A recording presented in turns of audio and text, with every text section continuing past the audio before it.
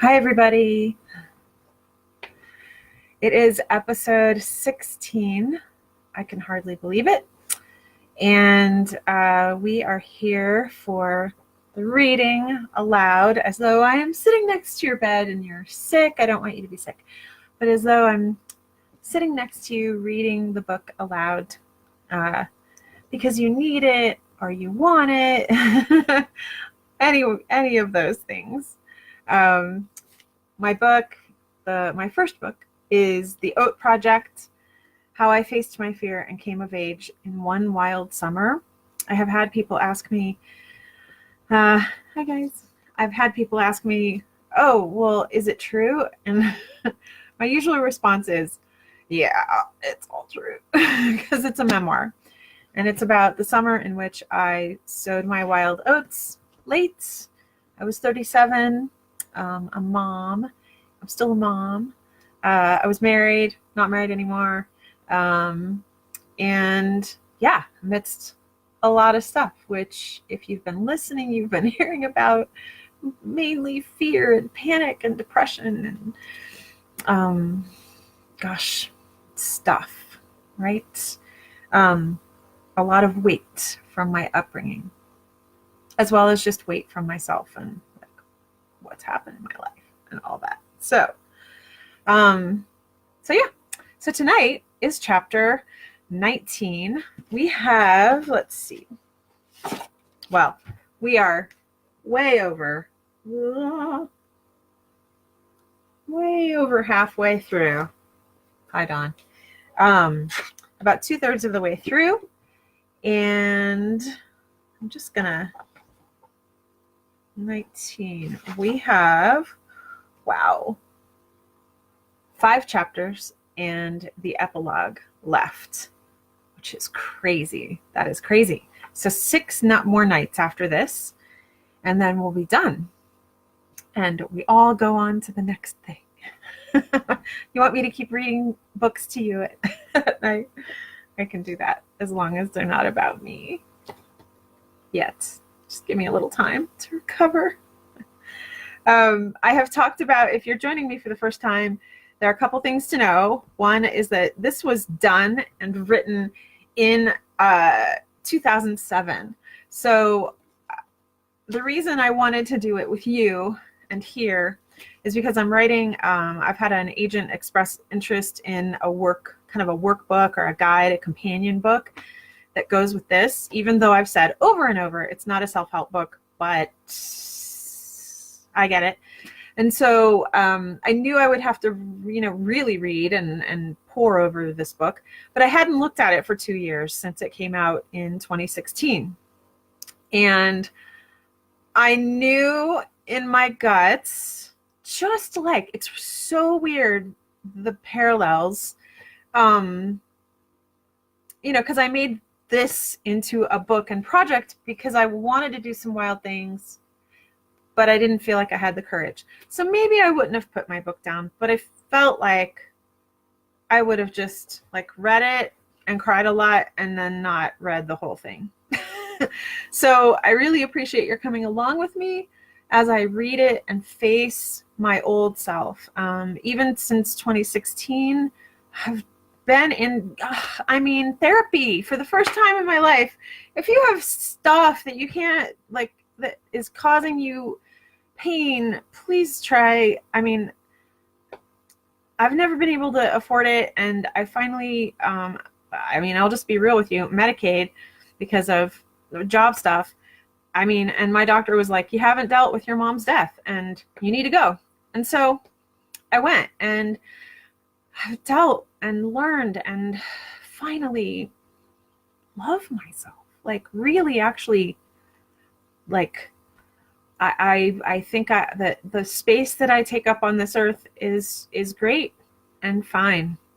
And that's huge. As you could probably tell from all this stuff that I've been saying. I just didn't think that. So thank you for coming along with me on facing the ways that I've changed since 2007. My mom died 6 years ago.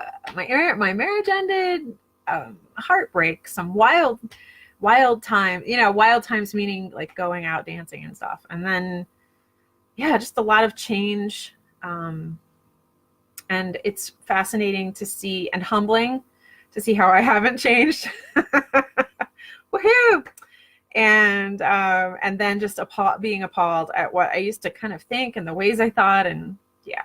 So cheers to everybody, all of us changing together and hopefully growing and all of those things. Two things. The link to the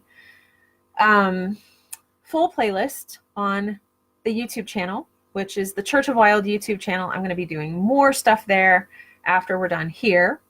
And not like a full launch. This is completely done. It's kind of loose and jelly-like still, because I'm resting into what it might be. And there's also a link, I think it works, to the Amazon page. So if you want to listen to the whole thing, that's there. My dear aunt, hi, Aunt Diana. She puts it on, she's been putting it on her headphones as she walks. So you don't have to watch me. Okay? Two things. There is internal dialogue that in the book is italics. Oh, okay, wait.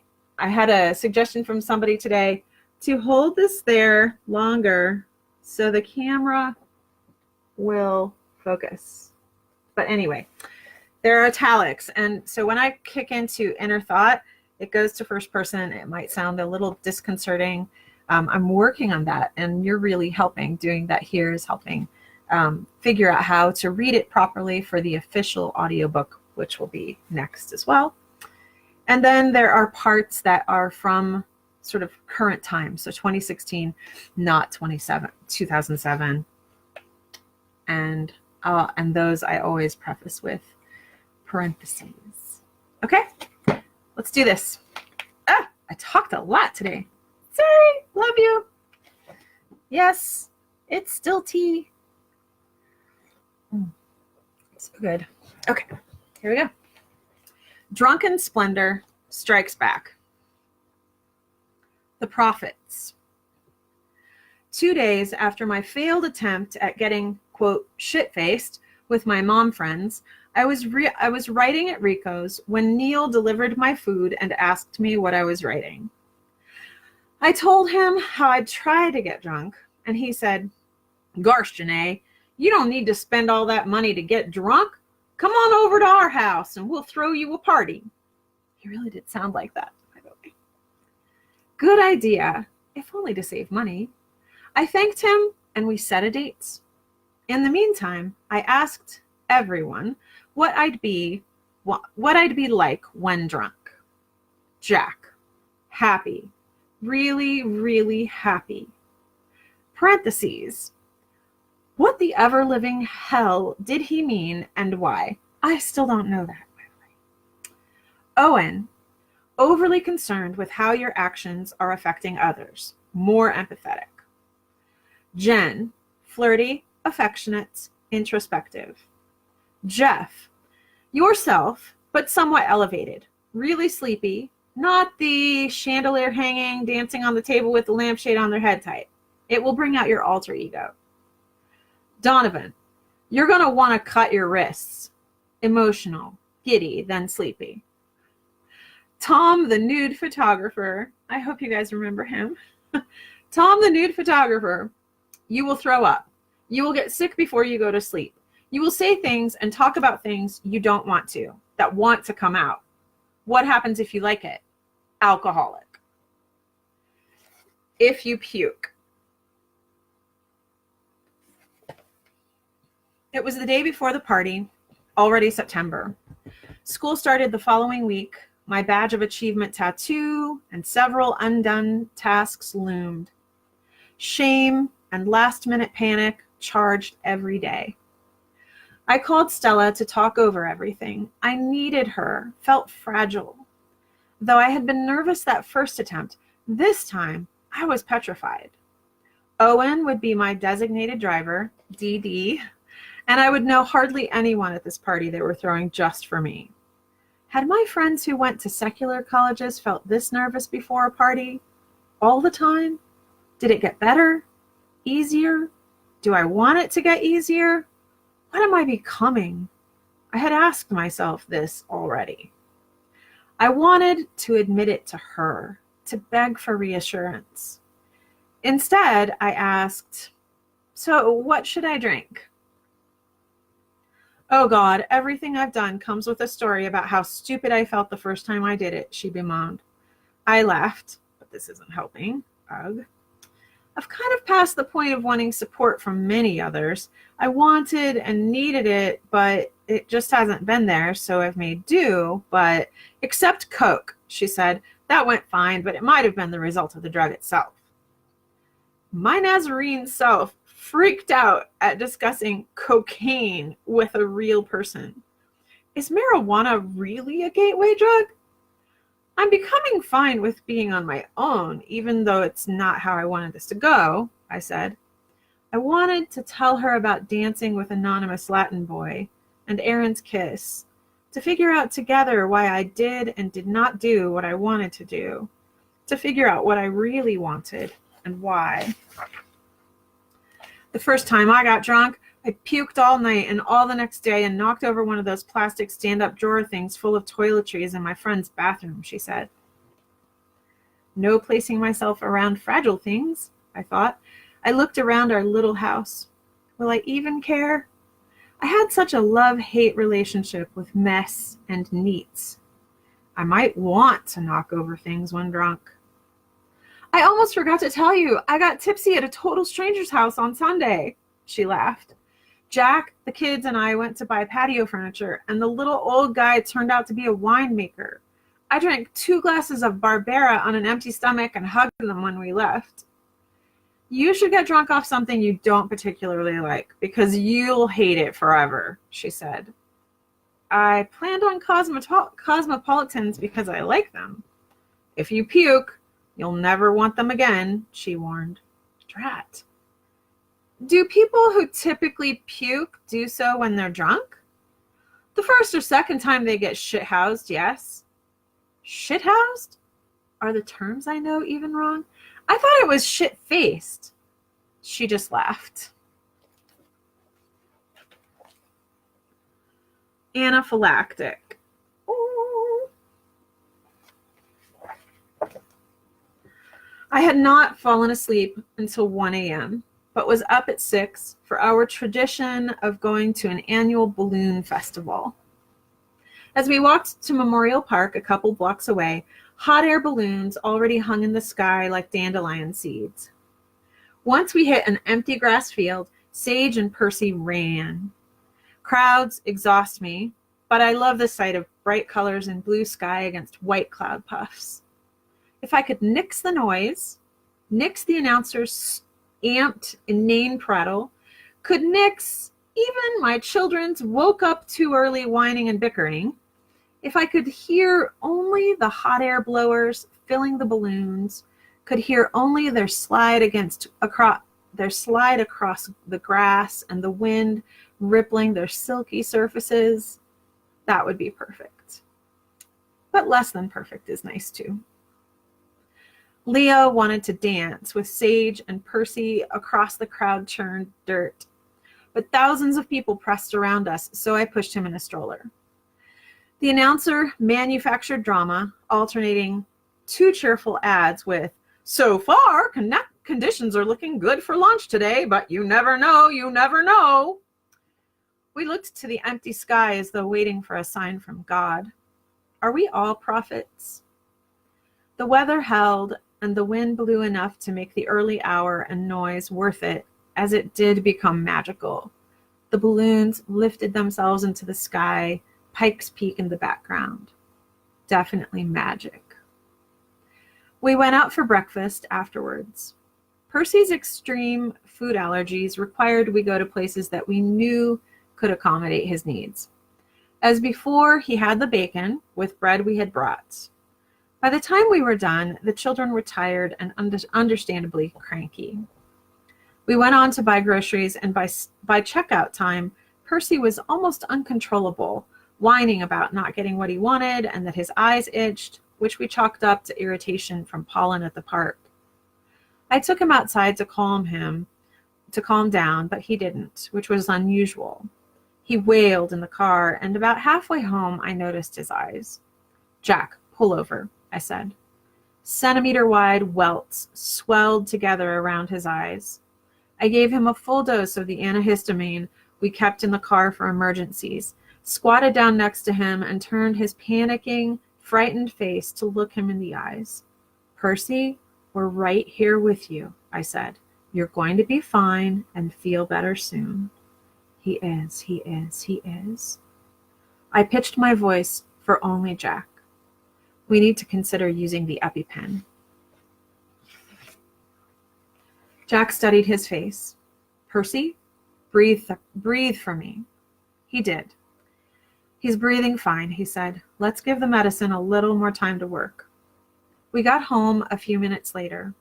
I bundled Percy up in my arms on the couch, gave him another half dose of medicine, and put on a movie to distract him from his fear. I laughed with him at the movie to keep him awake. After about half an hour, the swelling went down, and I let his head rest on my lap. His alive, not in the ER weight, a comfort. I stroked his hair and eyebrows, finally breathing out.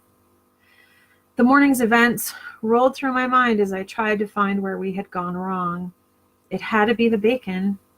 Eating out with his allergies was always a minefield, but he'd eaten bacon there before, so we felt safe. They could have changed myriad things from the last time he had had it, all of which we had to check every single time, no matter how often we returned to the same places. What must it feel like to be completely out of control of your body? Pregnancy had felt like this. I never enjoyed it. This was Percy's everyday life. I intended that very night to drink myself into lack of control. Would drunk come close to how Percy feels every day? Like a betrayal? I didn't want to leave him. I wanted to hold him until he couldn't stand it and escaped my arms to run and play. And then I wanted to sit in the sun and watch him run, alive. The project felt even more trivial than usual. But who knows how many strangers are expecting me to get drunk with them tonight.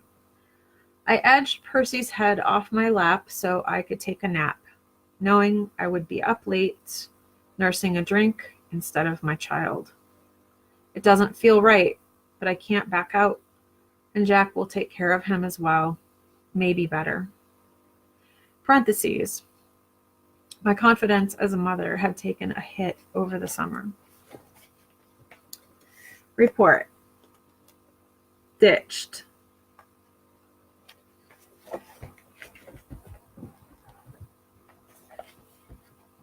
Love you, Christine. When I woke, Jack was getting the kids ready to go to the bookstore. Percy ran around my legs with Sage, chanting, "Mama, mama, mama, treat, treat, treat, mocha, mocha, mocha." It was almost 4, and I expected Owen to check in soon. I sat in our backyard in the high-altitude sun, breathing deeply to calm my rising fear. Why am I afraid? People do this every day. Excuse me.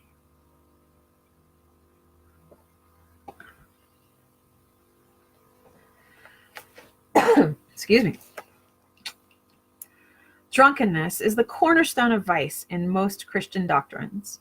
Loss of self-control, the beginning and end of a slide into depravity and sin. It is always accompanied by the dangers of, quote, instant addiction, resulting in the demise of faith and family. I had rejected this view long ago, but I hadn't become a drinker. With no call from Owen yet, I called my mother. "Hi, Mom," I said. "What are you doing?" "I'm up in Green Mountain Falls this weekend to see a friend," she said. "Cool. Should I tell her what I'm doing? I'm scared and have always trusted her prayers. So, this weekend is drunken splendor." "I thought you did that last weekend," she said. "Well, I tried," I said, putting a bit of a laugh in my voice. "Tried? I drank a couple of drinks, got dizzy, and didn't want anyone to see me staggering down Tejon Street, so I drank slowly and was barely tipsy by the end of the night. Apparently, I can hold my liquor. I laughed heartily. Please laugh with me, Mom. Well, that's good, she said, not laughing at all. Except that I couldn't let go of control, I said. Well, that's good too, she said. The Bible says we're to have self-control at all times. I know one part says so, Mom, I said, and instead of squelching it as usual, I kept going. The whole point of this is to learn how to let go. But we're not supposed to do that, she said. And thus the Apostle Paul wins again. And then I let it go and stopped. Mom, don't worry. I'll be safe and with a friend who's driving and there to look after me. She was simply worried about my safety. I knew this. Okay, she said, clearly not in agreement with me and worried. Okay, I said. I need to go, Mom. Have fun this weekend. Oh, I will, she said, finally laughing. I love you, I said. I love you too, honey. Her tone said, be careful. Please don't say any more, Mom, please. The line clicked. Phew. Parentheses. My mom was sometimes an enigma to me. She could buck the system, like dancing with me in high school, and then judge this. Trust my heart when I dated a non-Christian, but fear for my judgment in the midst of this project. It was getting close to 5, and Owen had not yet called.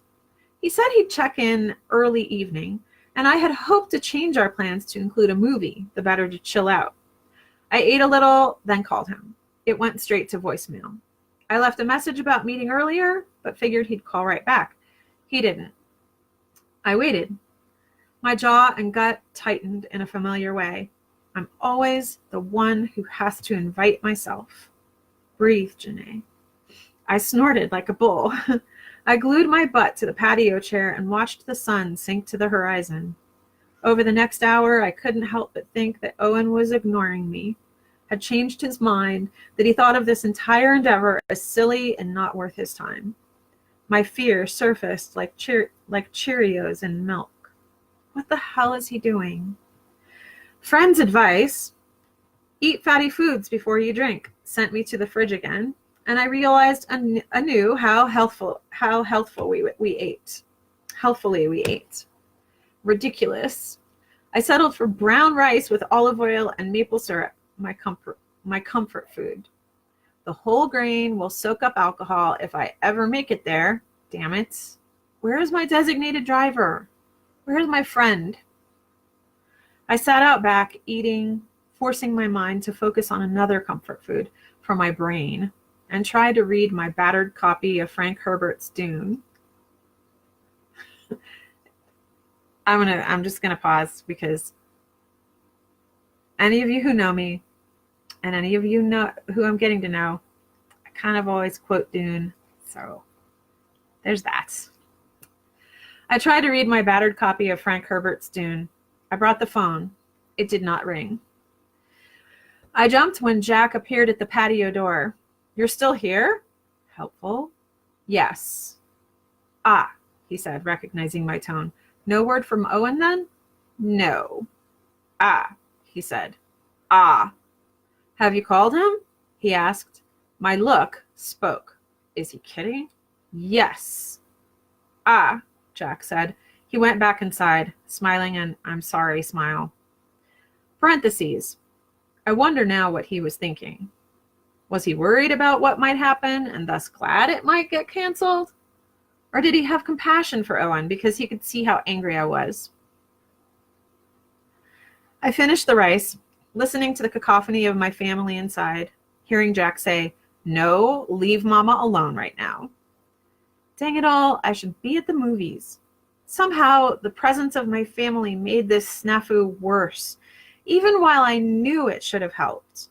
Let's slap guilt on top of it all. I wish being around them helped, and it does with some things, but not this. A few hours ago, I didn't want to go, but I have to, just want it done. Parentheses. I was amped. the same brittle I felt when we went to Red Rocks. I didn't understand why. For an hour or so, I flitted from checking email to playing with my children to changing clothes. I ignored my cell phone, sitting there, not ringing. Finally, around 7, I couldn't stand it. I'm going. I thought he was picking you up, said Jack. So did I said. I don't know what to think. I went to the kitchen to grab the vegan chocolate cake I'd made for the party, and there was a small handprint in the middle of the frosting. Ugh! Leo? He hid behind a chair. This cake is not for me or you. His face looked so sad. He could barely talk, but managed. Sorry, Mama. I felt like a heel and hugged him goodbye and took the cake. I'll make him a cake tomorrow. Parentheses. And I did. Are you still getting drunk? Asked Jack. If he calls, we'll meet back here and go, I said, but I need to go. I kissed him and the children, who were swarming. Let me know what's going on, okay? Yes, sir, I said, attempting a smile as I went out the door. In the car, my anxiety, anger, and hurt boiled over. It was too late for a movie. Rico's was too familiar to distract my panic, so I drove. The cake did not slide, but its frosting did as I took turns too fast. Leo's handprint quickly disappeared. I ended up at Wooglan's, where I'd left my hoodie that morning. I left my phone in the car. Fuck Owen if he deigns to call.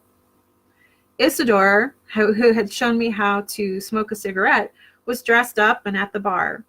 She got my hoodie from the back. How are you doing, Janae? The big drunk nights. You know how it feels when you're pissed off, I should say, at someone and you're trying not to be? I asked. How it makes it worse? Oh, yeah, she said, stories in her tone. My designated driver hasn't called yet, and he said early evening, and I'm just pissed, I said. Let it all hang out, Janae. Damn, she said. Where are you getting drunk? Neil's house, I said, if it happens. A guy sauntered up to the bar and kissed Isidore right in front of me. Go you. I blushed when she introduced us. He was that cute. So, Janae, do you have my number? She asked. No. She made me put it in my phone and said, if you don't hear from your DD, call me and come to the Black Sheep with us tonight. We'll get you drunk and have a blast. Seriously? I asked, my heart filled with gratitude for such a friend. That sounds great. Seriously, she said. If you're not having any fun, call me too. Thanks so much, Isidore, I said, relieved. Her kindness inflamed my anger at Owen. I looked at my phone. Owen had left a breezy message asking if we were still meeting at Rico's at 9:30. What the hell? Is he pretending to not have gotten my voicemails? I sat in my car, not knowing where to go, debating whether or not to call him back. But we might have time for dinner before the party, so I called and got his voicemail. He called only 2 minutes ago. What the hell? I left a rambling message in a stilted, trying not to cry but already have voice, saying something like, for some reason, I thought you were going to pick me up, and my friend Isidore has invited me to the Black Sheep for a concert, and she can take me home and I might go, so I don't know. I paused to bite my lip. Just don't worry about it, okay? So, bye. Fuck you. That's what I really want to say, but I can't. But it rose up and stuck in my craw, then spread to my eyes, making me cry. Damn it, I am so afraid of this task, more than all the others, and he either doesn't get it or doesn't care, both of which I can't understand. This hurts. Why does it hurt so much? I'm feeling beyond angry. My phone rang. Finally. But it was Jack, not Owen. Dang it all. Hey, I said. Hey, he said. How are you? Fine. Liar. And now for him, I shall attempt. Fine. What's going on? As in, why are you calling me?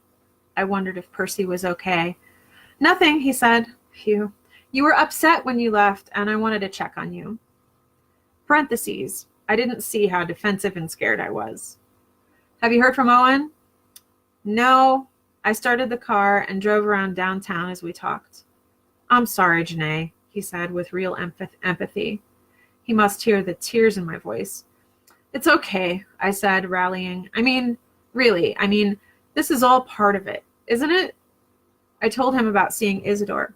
This happens to people who do this all the time. You make plans, they fall through, and another friend invites you, hopefully.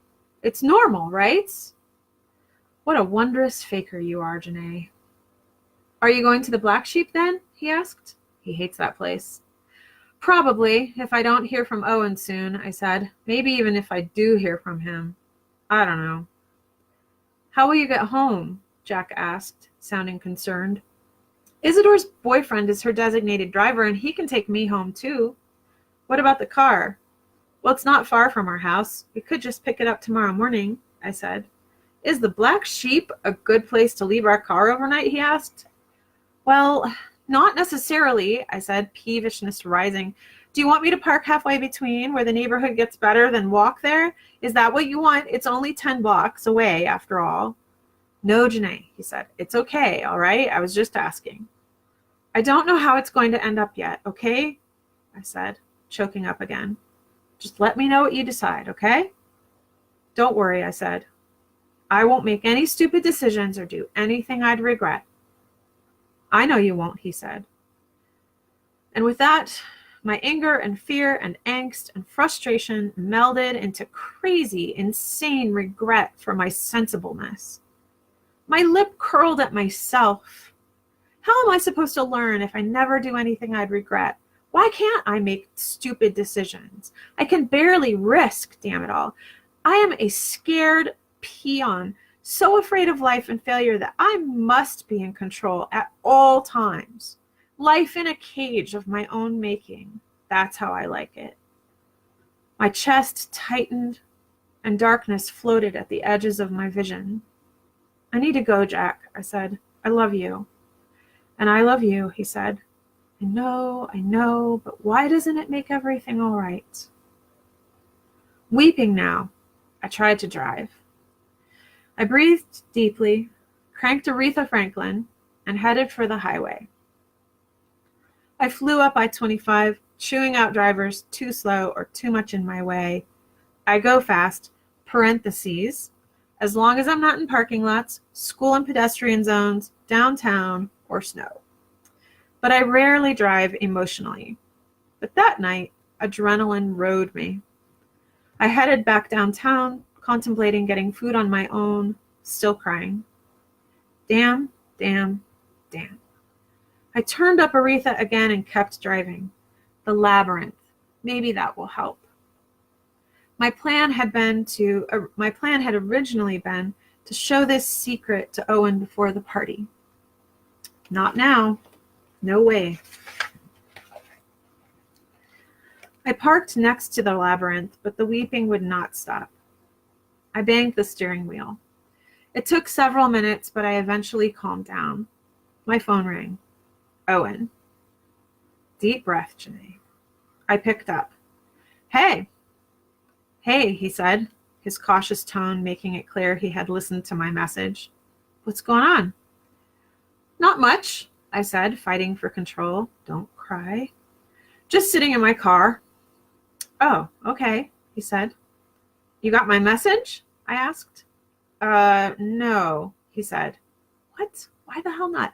It's just I thought the designated driver was supposed to pick you up, that was the point, I said. He laughed a tiny, nervous laugh. Oh, yeah, he said. That would make sense, wouldn't it? Yes.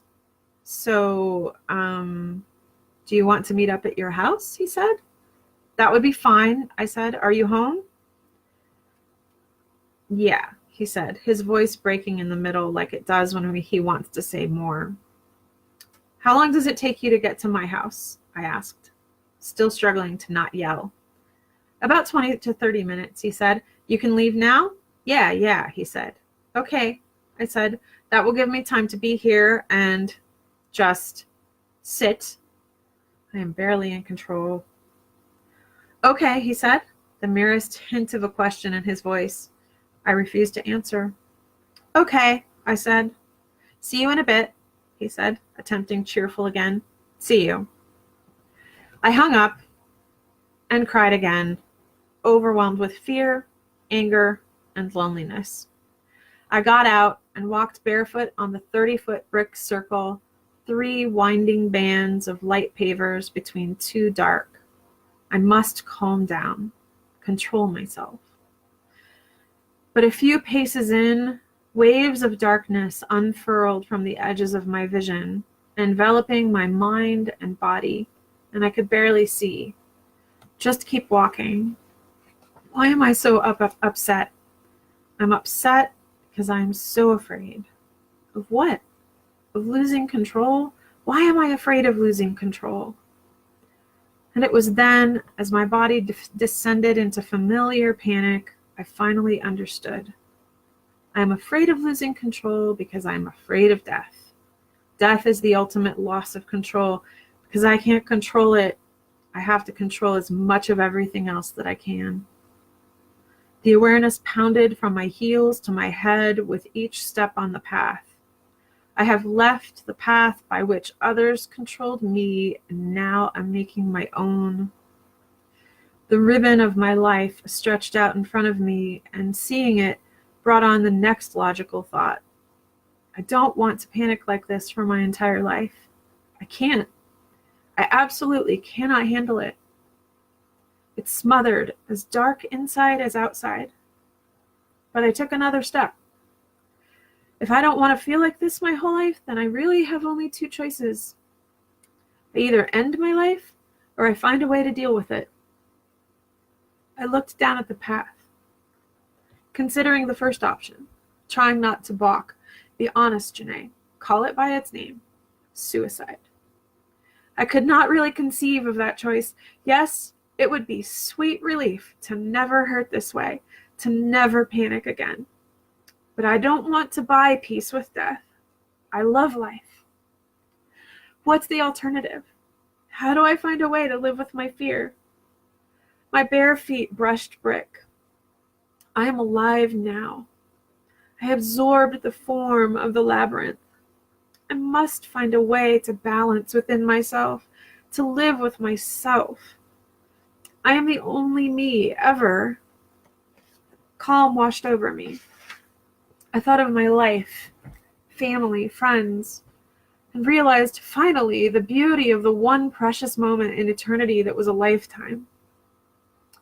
Suddenly, I was angry with Owen all over again.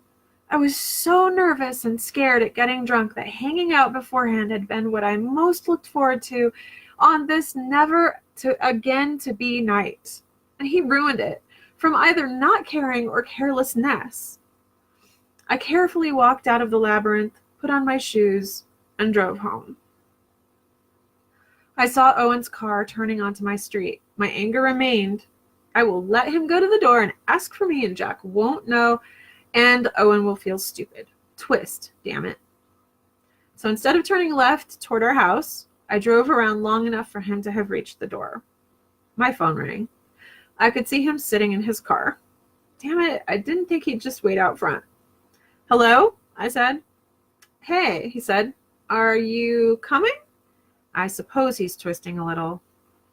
I'm about 3 seconds from you, I said. Damn it all. Excuse me. I pulled into our driveway and rushed inside, not waiting on him. He got out of his car, smiling nervously. He got to the door as I grabbed vitamin B, hoodie, and an extra shirt. I waved him in semi-cheerfully and said goodbye to Jack. The children clamored, but we escaped with no wailing. In the car, I could not speak. Breathe, Janae. My nostrils quivered. You will not cry. I was shaking with the effort of holding it in. I will not scream, and I will not cry. He headed downtown.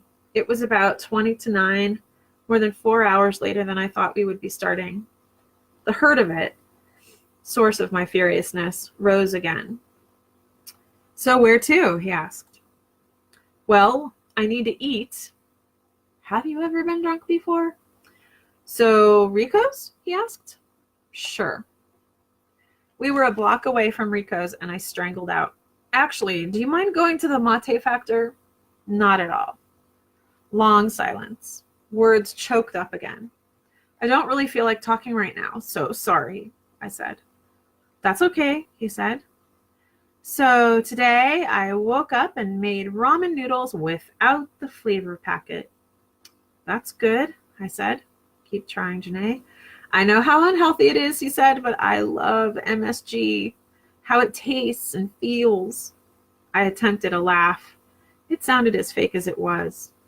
I ate ramen noodles and tempeh, he continued. Then I went to the movie theater. What? Damn him, he went to a movie. Tried to watch The Bourne whatever, and I couldn't, so I left that one and went into a stupid teeny bopper movie. Super bad. I couldn't breathe. I was so angry and frustrated. That kind of fun was exactly what I needed, damn it. Damn him. My jaw locked and I barely got out. Yeah? I texted you from the movie to let you know when I was getting out. Did you get it?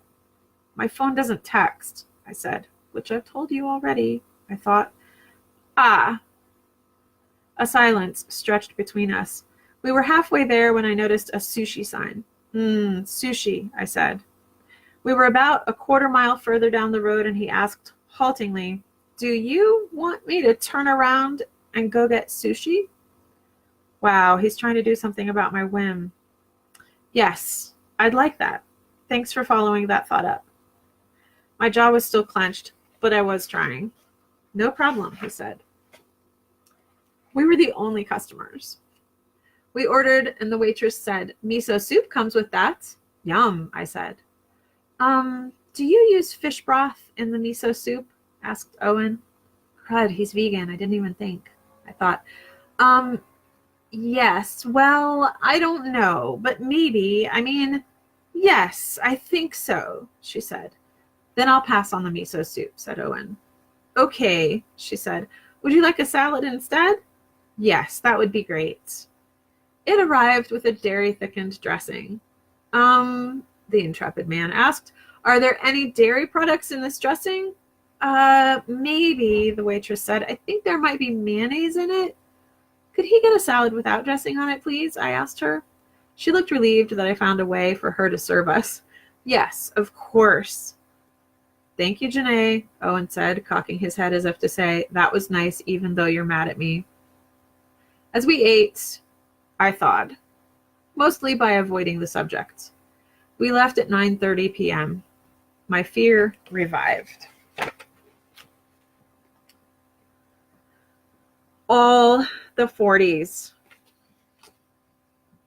Hang on. Need tea.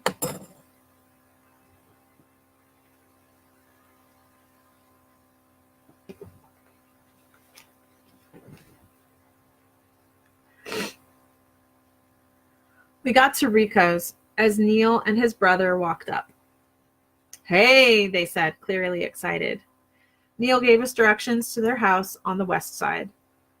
Hey, I said, this is Owen, my designated driver. Ginger and her boyfriend joined us. Do you want to follow us? She asked. Everyone looked at me. Ugh, I thought, they're going to be looking at me all night to see what I do, who I become. Sure, said Owen. And I know the west side, so we'll get there, I said. Cool, said Ginger. See you there. Her smile seemed just for me. My fear of being ridiculed tried to rise. I felt giddy, reckless. I was barely breathing, pretending cool, scared spitless, jaw clenched. So much could go wrong. I smiled but couldn't look anyone in the eyes to hide my fear. I never knew people like these when I was younger. The non-church kids always seemed infinitely cool. We got to their house, and guys playing soccer on the street stopped and waved us by like traffic cops, grinning. And now I have become the spectacle, dang it all. Ginger joined in the soccer game. Neil and his brother rode up on their bikes, and we chatted in the street for a while. Neil was clearly ready to get started. It was past 10, because he kept interjecting, so, into our conversation. I ignored him. Eventually he asked who wanted a 40, and then they argued over what I should drink. The great debate is on again. So what do you want to drink, Janae? Neil asked. Wait a sec. You always order gluten-free stuff at the restaurant, don't you? I nodded, and he yelled to a guy playing soccer. What kind of alcohol doesn't have any wheat? Oh, gosh. Where will they take this? Another boy asked, Are you actually allergic to wheat? Just sensitive to it, I said, feeling silly. What kind of person cares about what they drink when they're out to get wasted? That would be me. I wondered how much the whole health aspect would have mattered to me if I had gone through this when I was 21. Would I have cared then? Probably not. So many people had given me such varied, passionate advice on how to get drunk for your first time. I have whiskey, said Neil, but I don't think you'd like that. Doesn't whiskey have yeast in it? Only beer has yeast. No, all alcohol has yeast in it. This is fun to watch. They gathered into a loose circle around me. Owen said in a hesitant voice, I think distillation burns off the yeast. Vodka has yeast too, someone said. It gets burned off, though, said Owen. I chimed in. So is any hard liquor fine? You need to drink a 40, though, Neil insisted. No one, not even Owen, disputed this. So, gin or vodka, I asked. Silence. Tequila? No, several of them said. Bad hangover. Gin and juice, said Neil. They all tittered. What's so funny about gin and juice? Then she can use the orange juice from the brass monkey for the gin. Okay, I said, whatever a brass monkey is. Neil collected $3 for each 40. Owen and I took the cake and ginger ale inside to an incredibly messy kitchen. I wonder if mine would look like this if I didn't live with a neat person. Probably. Back outside, Neil and his brother waited, looking sheepish. Why? So who's driving? Asked Neil. Me, I said. We got to Owen's car, and I remembered. DD. I mean, he's driving. Him. Boy, am I nervous. At the liquor store, the brothers stayed in the car. Maybe they're tired or didn't want to see or don't want to be seen with an older lady. We bought all the 40s they had. I was tempted to buy cheap gin, but Bombay Sapphire's blue bottle was so pretty. Besides, in that initial conversation so long ago at Hagia Sophia, one of my mom friends had advised, drink the high-end stuff and your hangover won't be so bad. Parentheses. Now I consider anything but local craft gin to be cheap. How times change. I reached for juice, but Owen said, let's go to the grocery store. Cheaper. Ah, good idea, I said. In line, I watched the clerk, wondering, does he see this many 40s going out all the time? Do they have more Old English 800 in the back? What does he think of? What does he think of the people in here? Of us? I was taught that drinking ages, vulgarizes, and coarsens, that only true heathens don't care, and Catholics. So when I see little old ladies in dresses, and dads hauling babies, and people in suits and jeans, respectable-looking people walking in and out of a liquor store, it belies that stereotype. Of course, I don't believe that caricature anymore, but the Nazarene injunction that drinking is the devil fueled my percolating fear. My anger at Owen for flubbing the pregame had softened to mere frustration. I kept expecting the clerk to demand, why are you buying so many 40s at once? But he didn't, and we put it all in the back of Owen's car. At the grocery store, in the face of so much crappy orange juice, I got cranky and grabbed the super premium kind. The guys looked at me like I was crazy. We usually buy this, said Neil, pointing to the cheap gallon jugs. They, Owen included, were clearly amused as I stood in front of the non-concentrated organic juice. How does our society survive when even seemingly intelligent people buy crap? I couldn't bring myself to save $1 measly per jug to buy orange water. I held up a popular no-pulp brand and asked, is this enough? Yeah, said Neil. He is too excited about semi-decent orange juice. I hate grocery stores, I said. 3 boys in unison said, "Why?" They have no clue. I was surprised Owen asked too. Tirade time. They're the purveyors of the aberration of the sad way Americans eat. They present all of this, I waved my arms around, as completely normal, but it's not. I could tell they weren't with me, that they were laughing, even as they tried to appease me with organic cranberry juice. Inside my skull, it continued, why do we believe the lie that real food is elitist? That you're of the common folk only if you eat mac and cheese from a box and drink a case of Coke per week? It's ridiculous. They want to be duped. Most people would rather pay more for their shoes, mall clothes, TV, and cable than spend money on what they put in their mouths, on their skin, and thus into their hearts and minds. Of course, not all my food habits are the most earthbound, but there must be a middle way. The guys chatted like old friends, bonded in thinking me crazy. Brass monkey, kings. I'm trying to get it. Cup. There we go. Excuse me. Back at the house, Neil immediately made me a gin and cranberry.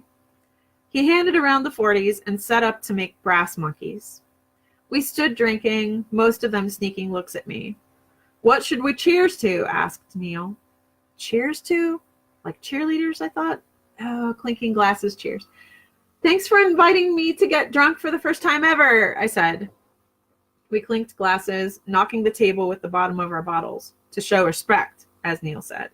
And you all have to get plastered enough to forget what I do or say. I'm not going to get drunk on just a couple of 40s, one guy said. Don't lie, man, said Neil. I don't get drunk on 40s, he insisted. They placed a 40 in front of me. Drink, Janae. I sipped. Drink more. I sipped again. And Neil said, gulp. Dude, you're still not at the kill line. There's the fill line and the kill line. I looked over at Owen, who was smiling. Neil poured orange juice into the bottle. When you get to here, you fill it with orange juice. When you get here, you have to drink the rest in one gulp. He takes this very personally, I thought. He's a brass monkey perfectionist. All at once, this early in the evening, I felt my control slipping as I wanted to giggle. By the time you get to here, you'll be a little drunk already, so it will be easy. They made more, and one foamed up. I like watching it mix, said Neil, angling his head down and eyes up like a chemist. Is that a test for later, after you've had a few? To see if you can still pour the OJ into the bottle without spilling it? I asked. They laughed. Like if you can still taste the olive after drinking a martini, said Neil. I like dirty martinis, I said. They're yummy. Oh ho, they said, seemingly impressed that I knew even this little. Neil said, okay, the real way you take care of this is you oil your finger and then you dip it into the foam and swirl it. I tried it and said, I can't reach it. My finger's too short. They all laughed. You know who taught me that trick? Said Timmy. My 8th grade geometry teacher. She was like, if you ever drink beer, I was drinking beer all the time by the time I was in 8th grade. They shook their heads at him. Dude, he said to me, you're going to be a brass monkey junkie by the end of this. I was around when the Beastie Boys got popular, but I was not allowed to listen to them, I said. And I never would have listened to them anyway. I thought, I was just into getting wasted, said Timmy. They watched over me with a possessory attention, correcting my grip.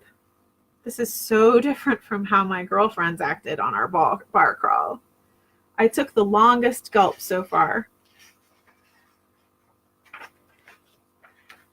I just chug. It all mixes. The bubbles from chugging aerate the juice. It doesn't taste like beer, though, I said. They laughed again. Okay, wait. What about the rule? I asked. What to drink? When? They all talked at once. Beer before liquor, never quicker. Liquor before beer, in the clear, said Neil. It's not a chemical thing. It's just that if you drink a lot of beer, then you're like, of course it's a good idea to drink a fuckload of liquor, said another guy. No, that's not why, said Timmy. It's bad because the carbon action of beer helps carry the alcohol into your system faster. So if you drink a lot of beer and then a lot of liquor, then you'll get sick fast.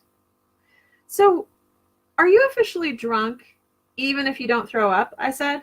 Because I almost never throw up. And the point is to get so out of control that I do, I thought, unlike the last attempt. We can change that. Drink up, said Neil. Owen sat to the side, his eyes twinkling like some goddamn Santa. So I hung out with a drink in my hand, which was weird. They were all clearly used to this. It was like learning a new movement for my limbs. They asked me about writing, and I told them of writing for children before this. They looked puzzled. I could feel them labeling me as mother, which I had never liked. Timmy talked louder than everyone else and seemed to want to be heard long before he was drunk. This is what a party should be, I heard him yell from across the room, going on about drinking. It seemed my situation made them all think about their own journey with alcohol. In high school, I didn't have an option. I just drank homemade vodka every night.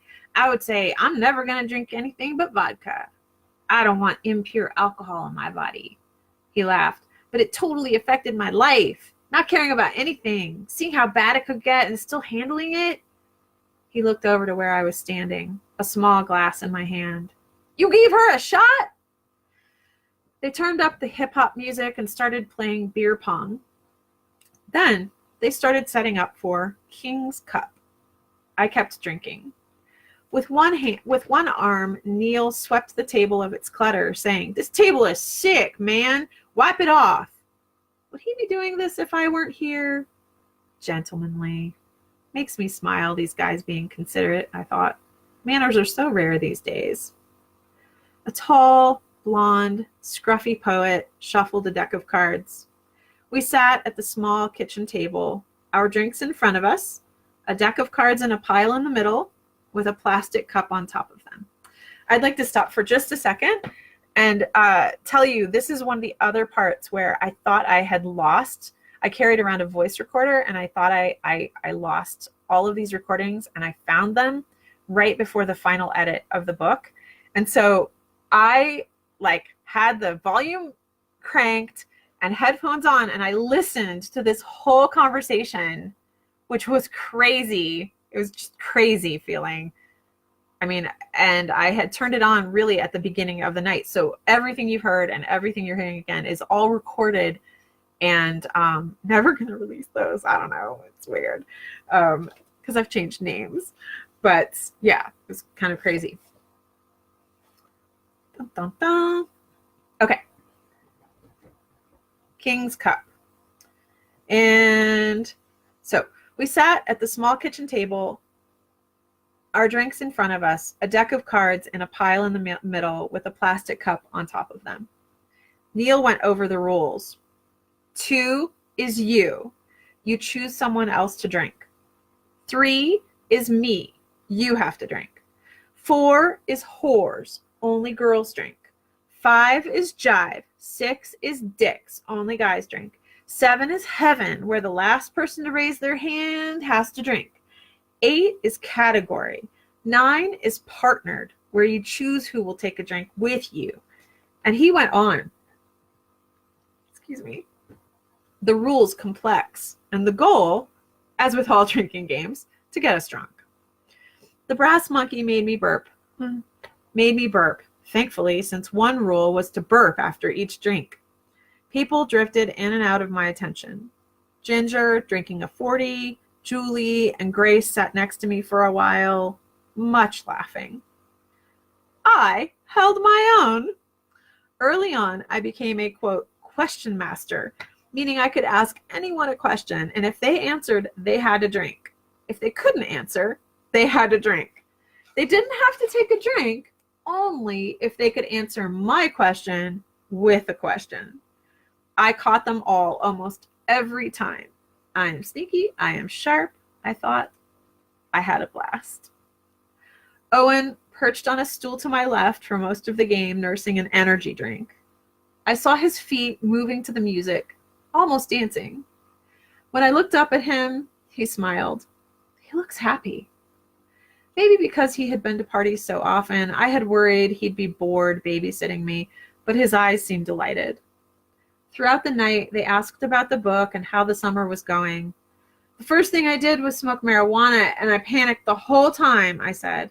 Ah, man, that's too bad, said Timmy. Everybody says I smoked too much for my first time, I said. 4 hits off a water bong. I don't think you can ever smoke too much, and I don't want it to sound like mean or that you were wrong or anything, but you can't OD, like ever, said Timmy. I had no idea, I said, laughing. Neil made my 4th or 5th drink after he came in from a smoke.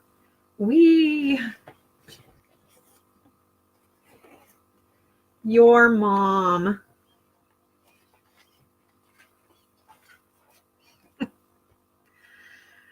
As we discussed the origins of the semicolon, Timmy exclaimed, Janae, you are so awesome. I want to hang out with you at all times. I don't have time, honey, I said, my cockiness unleashed with drunkenness. Oh, ouch, he said. You can come to my birthday party in a few weeks. I'm going to get wasted, he said. I was horrified. My mom will be there. Hang on. I forgot about the, my computer's dying. Hang on. There it is.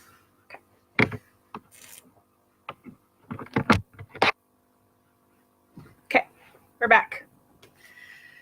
Right at the best part. This part.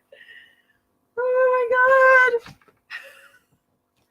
It's one of those parts, guys, where I'm like, oh, what really happened? Okay. You can come to my birthday party in a few weeks. I'm going to get wasted, he said. I was horrified. My mom will be there. I'll get your mom wasted. And if your mom is like you, damn, I'll get her laid, he said. My horror became giggling. I knew I should have been offended, but it was such a shock to hear words like his. Do people actually think thoughts like this? You laugh, but I'm not even joking, he said. Like, if you're ever at a special event and your mom's there and you don't want her to be bored, invite me and I'll give her a little trip. Me and your mom all night. My hand was over my mouth and I couldn't stop laughing.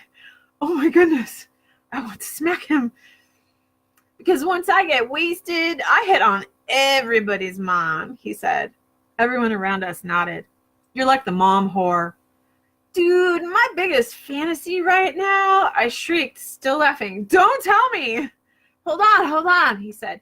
My biggest fantasy is to get with a lady between the ages of 40 and 55.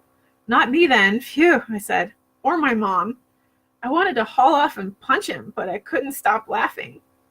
We talked about everything. Kids, theology, depression, nothing was off limits. Reincarnation. We become part of the whole, said Timmy. And every single atom in my body will literally create more, and it has nothing to do with Jesus. Every one of us is part of this huge biological matrix, what we understand as God. This matrix is God, and we all play a part in it. Even when we're crazy, when we talk with each other, all of it plays a part in the matrix. And that's God. We are God. She is God. I'm God. You are God. We're God. He is God. He is God. He is God. He pointed at the mostly guys standing around the room watching me be drunk. We are all gods simply because we exist. And I don't believe that any other God exists in any other way. And because we exist, God exists. And because we reincarnate in different atoms, we are incarnate. You could even integrate that with a belief in God, I said. Part of me was appalled at my agreement with his words. What had I become? What did I believe? Because if God's image is reflected in every single atom, then reincarnation could be the integration of that. A couple of guys walked up to us with quizzical expressions. What the fuck are you guys talking about? We're talking religion, man, said Timmy. They muttered disdainfully. Julie sat next to me and said, Janae, I love you. I'm drunk. You're beautiful drunk. And we laughed and laughed. I sounded an extended ugh, laughing at myself and rolling my eyes, embarrassed. You really are cute drunk, though, she insisted. There's really bad drunk, and then there's cute drunk. Everyone focused on me again. They had almost forgotten I was there, and I had started feeling like one of them, inconspicuous. You're beautiful drunk, she said. I kept laughing, and Timmy kept trying to go back to religion, but others interrupted with, whatever, fuck him, he's a retard.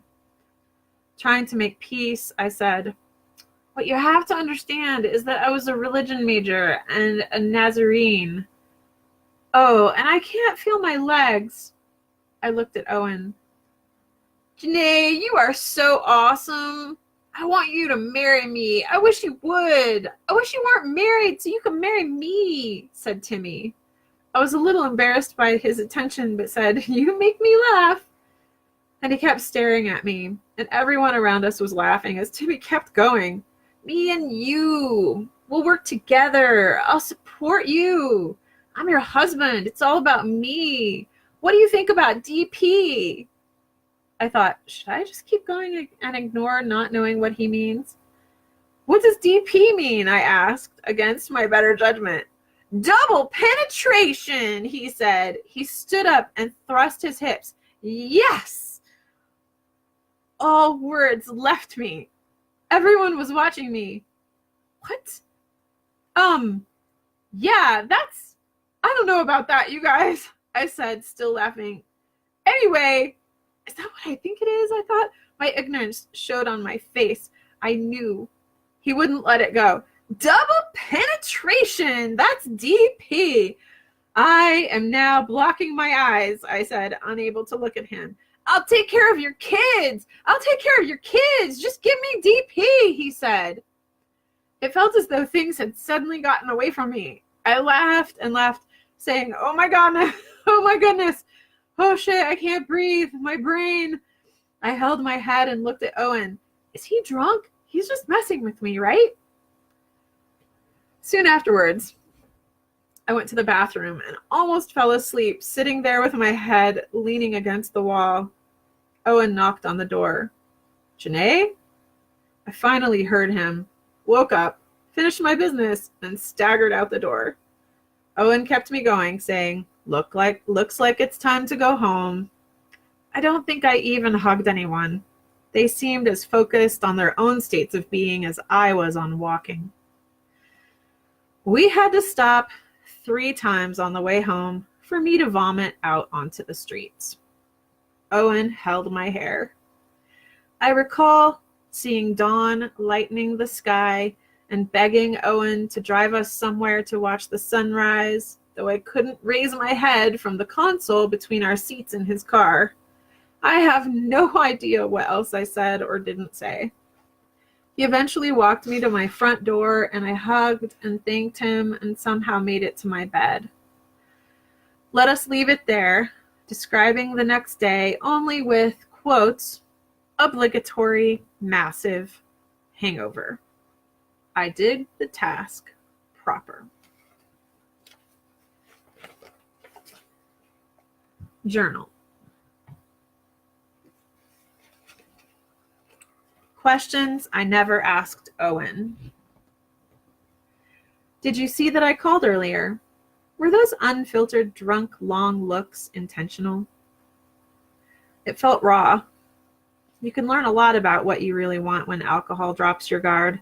I don't even know what I'm saying or wondering. Owen's added a fun friendship aspect to this project, but I'm furious all over again. How could he not remember to me earlier?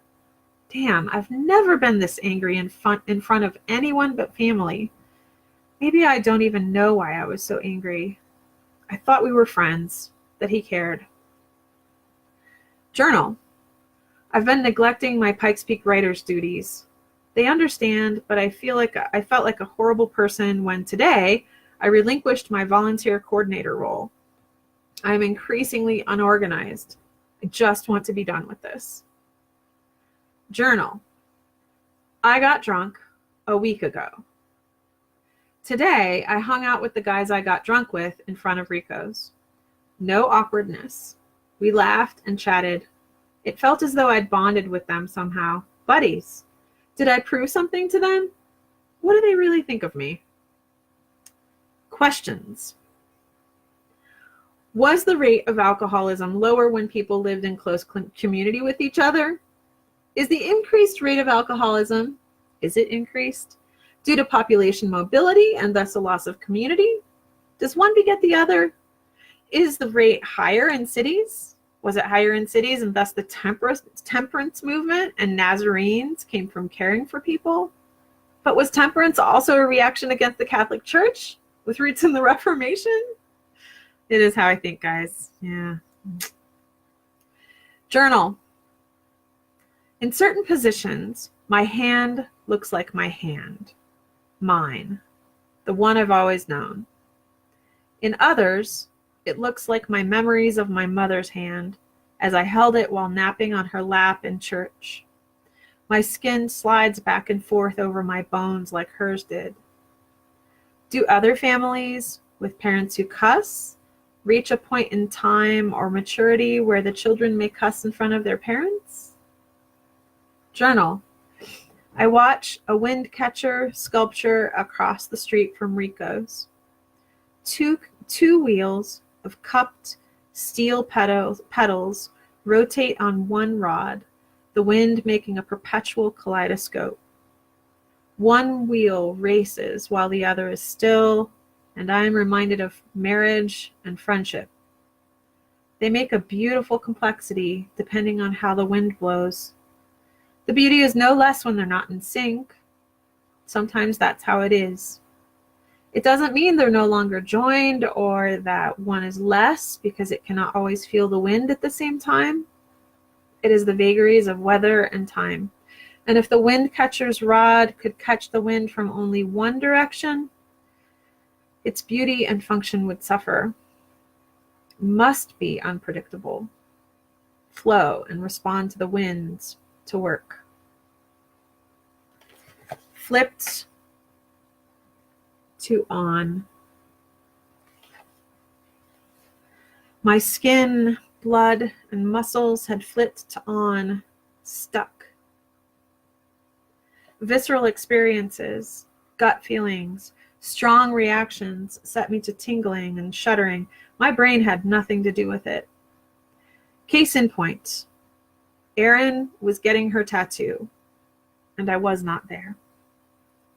Our appointments had been at the same time, but when I moved mine back a week to have more time to finish tasks, I thought they moved hers too.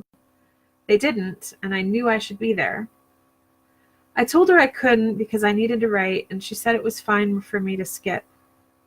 But the truth, with my body like this, I was certain that if I went, I would feel her pain so intensely, I might chicken out on getting my own tattoo, and that shall not happen.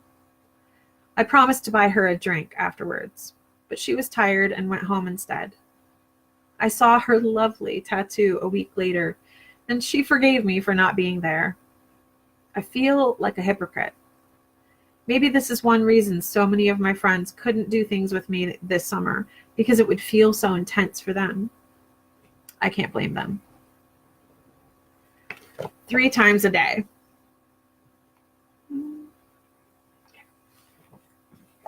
I told Jack 3 times a day I could right now. Parentheses, meaning sex. He laughed. That's fine with me as long as I don't have to be there every time. Seriously, Jack, it's like, well, you know how you feel all over when you catch a spider or a snake on your arm or leg? How it ripples across your entire body's surface? Yeah, I feel like that constantly, except that it goes from my skin all the way into my gut. Wow. Yeah, wow. It's hard to handle. It's much more intense even than when I was pregnant with Leo. I thought I could jump strangers if they looked at me in just the right way. Wrong way. Jack's voice became teasing, like he could not quite believe what he was asking me. Is this your midlife sexual awakening? What kind of God chose to make it where women peak at 45 and men at 18, I said. Men peak at 25, I think, Janae, he said, helpful. It doesn't matter, it's just wrong. Sorry about that, honey.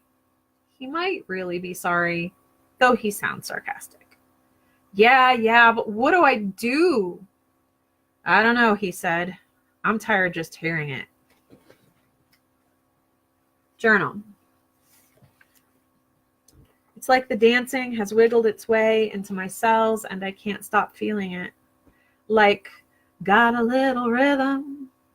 I choose to discover my own rules, not live by others. It's not that I shun wisdom, it's that I don't want others to decide for me. So I listen, learn, and integrate. What prevents me from anarchy? Delight. Owen and his housemate invited me to their housewarming party.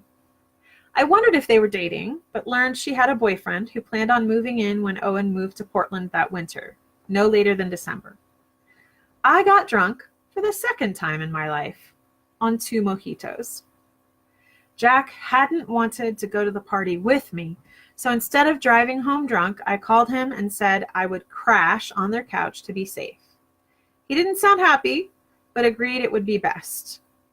I woke several times in the night, cold, realizing like a bad dream how soon my friend Owen would no longer be in my life. I almost went up to his room to get warm and demand hugs. In the morning, I was trying to go back to sleep when I heard him come down the stairs. I knew his walk, and for who knows what reason, I kept my eyes closed. I heard him come over to where I was curled up, my hands tucked under my chin, how I normally sleep. I could feel his gaze, could feel him smiling, and he softly said, "Huh." That was all. He went into the kitchen and made coffee. After I woke, we drank that coffee and talked of our friendship. He said, I knew when I met you at the market that I would know you the rest of my life. I don't believe in past lives and all that, but you make me feel like I should. And I concurred. End of chapter 19. That's the one. Your mom!